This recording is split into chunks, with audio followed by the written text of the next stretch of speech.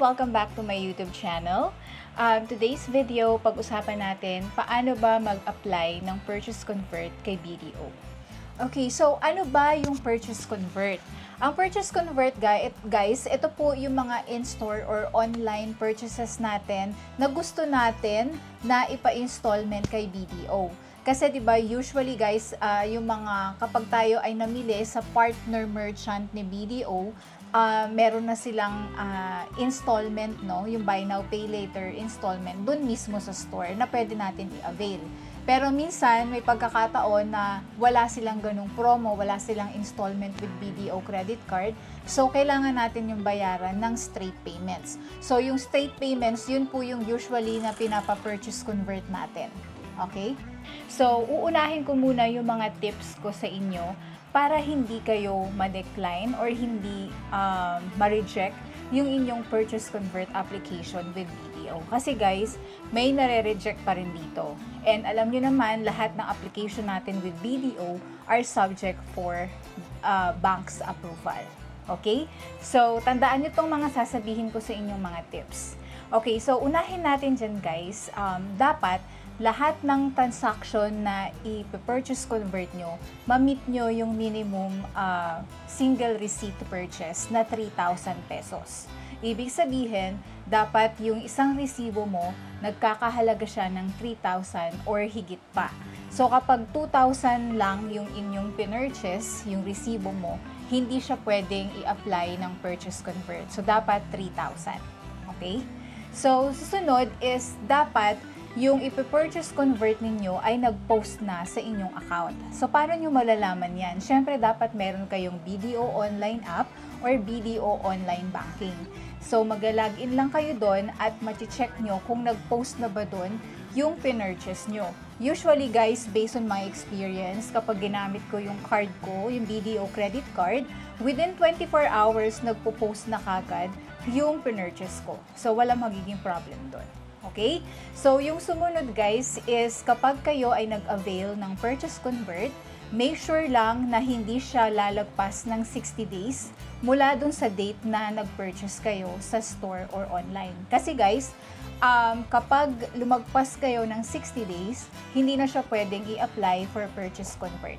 Okay? Example, bumili kayo, nag-purchase kayo sa store ng April 12. Ngayon, after or dapat 2 months mula kay April 12 na apply nyo na yung purchase convert.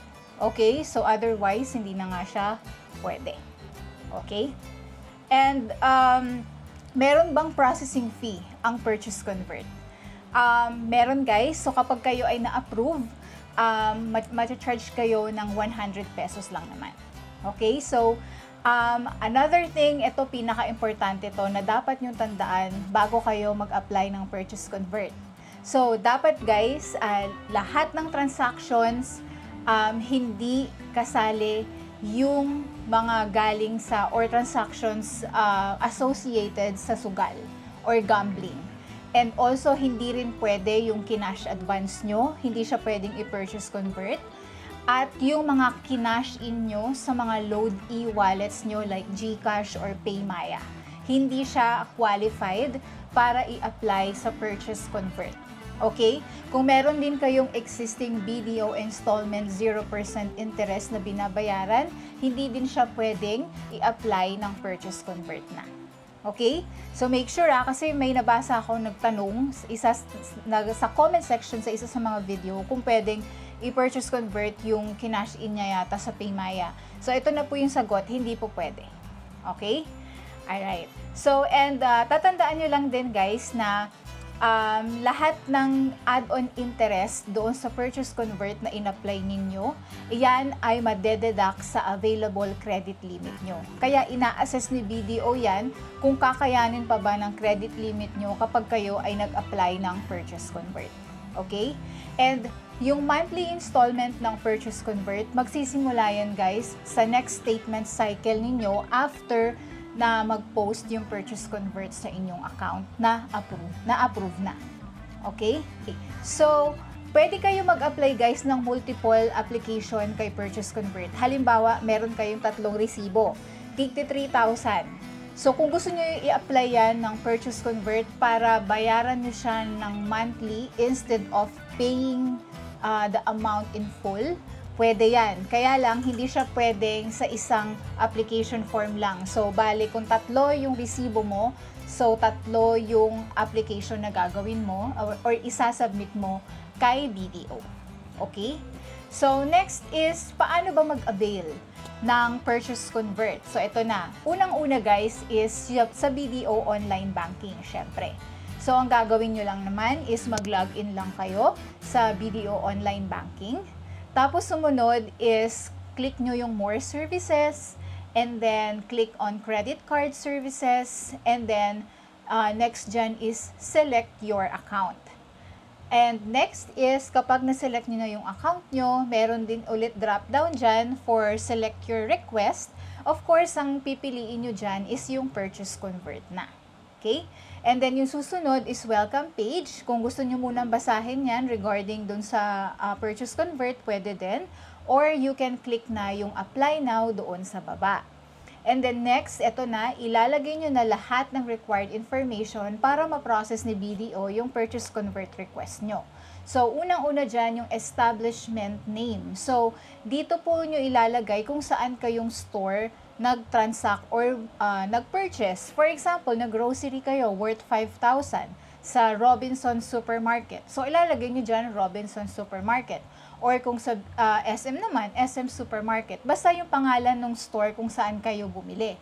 Next is yung transaction currency. So, syempre, usually peso naman yan, PHP. Pero kung dollar yung ginamit mo, pwede din, iselect mo lang dyan yung currency. And then, next is yung transaction amount. Syempre, kung magkano. So, again, dapat minimum 3,000 ha, pataas. Yun yung amount na ilalagay nyo na match doon sa resibo ninyo. And then, next is transaction date. Ito yung date kung kailan kayo bumili or nag-purchase doon sa store. And then, next is yung preferred installment term. So, mamimili ka dyan hanggang 24 months po yan. So, 3, 6, 9, 12, 18, 24. So, pili ka kung alin dyan yung sa tingin mo mas makakayanan mo yung pagbabayad on a monthly basis. Pag na-select mo na at kompleto na yung information dyan, i-click mo lang yung submit. Pagka-click mo ng submit, meron niyang ibibigay na reference number to acknowledge your application. So, ang processing guys ng purchase convert is 5 banking days. Makaka-receive kayo ng SMS or email dyan kung yung purchase convert nyo ay na-approve or na-decline. Okay? So, another way para kayo po ay makapag-apply is through calling BDO Customer Contact Center. So, ang tatawagan nyo naman po is 02-8631-8000. So, yan po ay pwede nyong tawagan gamit ang inyong cellphone. Kung kayo ay naka-postpaid, okay na okay. Kung kayo naman po ay naka-prepaid, kailangan may load kayo pag tumawag. Or pwede rin naman landline. Pero kung landline gagamitin nyo, pwede nyo rin tawagan yung toll-free number para wala ring charge, which is yung 1-800-10-631-8000. So, yan po yung phone number na tatawagan nyo kung mas gusto nyo tumawag kesa mag-apply doon sa BDO Online Banking. Yung huling way para mag-avail ng purchase convert is yung two-step SMS. Guys, yung mga credit card holders na eligible for purchase convert, usually nakaka-receive yan ng SMS or message via Viber or email from BDO Deals. Kung naka-receive ka ng SMS, meron yan si BDO binibigay na syntax or keyword na gagamitin mo para i-reply sa kanila kung mag-a-avail ka. So, ano ba yung syntax or keyword na sinasabi ko? So, eto yun siya guys, yung itsura. So, ganyan yung example, di ba? Magre-reply ka nga sa 225678. Tapos, yung nakikita nyo na naka-green, yan po yung tinatawag na syntax or code or keyword. Kung ano po yung nakalagay dun sa SMS sa inyo, yun po yung itatype nyo at isisend nyo sa 225678 para ma-process yung inyong purchase convert. Okay? And again guys, lahat ng mga transactions or application na sinesend natin kay BDO are subject for BDO approval and they have the right to approve or decline our application. So, kung in good standing naman po yung inyong credit card at sinunod nyo yung mga tips ko, tinandaan nyo yung mga sinabi ko earlier, I don't think so na ma-decline pa yung application nyo. Okay? So, yun lang guys, and I hope makatulong tong video, especially dun sa mga nagtatanong kung paano ba mag-apply ng Purchase Convert. Feel free to comment below kung may question ka pa. And by the way guys, before I end this video, kung kayo po ay merong mga partner abroad or dito rin sa Philippines na nagbabalak na mag-sponsor ng fiancé visa or spousal visa, ito po si Filipino Visa ay makakatulong sa inyo. They provide consultation and they can assist you from start to finish of your application. At kung kayo naman po ay still in searching ng inyong partner sa buhay, I recommend this Christian Filipina app. You can access it using the link in the description below. You can sign up for free and you can check it out. Maybe it will work for you. Baka dyan nyo na makita or mahanap ang inyong forever. So, yun lang guys. Thank you very much for watching this video and see you again on my next. Don't forget to subscribe. Bye!